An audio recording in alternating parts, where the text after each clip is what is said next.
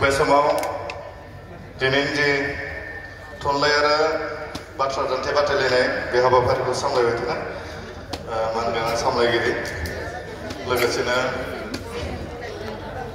बे हाबाफारियाव बाहागो लानाय गासैबो गुबुन गुबुन जिल्लानि बादायगिरि फंबाय बिनानाव लोगोसे दैदेनगिरि नोंथांमोन बे समाव खन्थाइ आवरायनाय बादायलायनाय बे हाबाफारिया जोबनानै जि दाजाब दानखा सोलिबाय थानाय बे समाव आं गावनो सुजुनाय दोंसे खन्थाइ बे खन्थाइखौ फरायथिनो सानदों। खन्थाइनि मुं रेगा।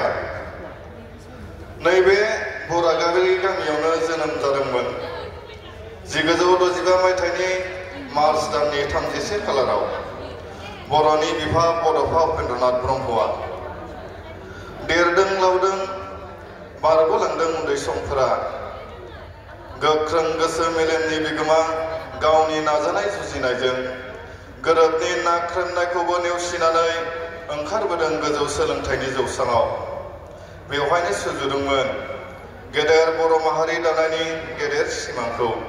दुलाराय बर'फोरनि बिखायाव लाबोनानै होफैदोंमोन जांख्रिखांनायनि दोहौ गंसे बर' रायजो बड'लेण्ड दानो।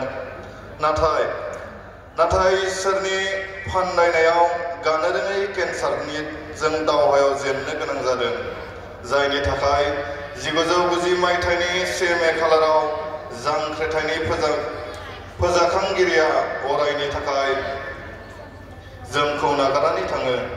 थालाङो गेदेमा बिथांनि नोजोर आरो सानस्रिया बर' हारि दानायाव जुगामि जानानै।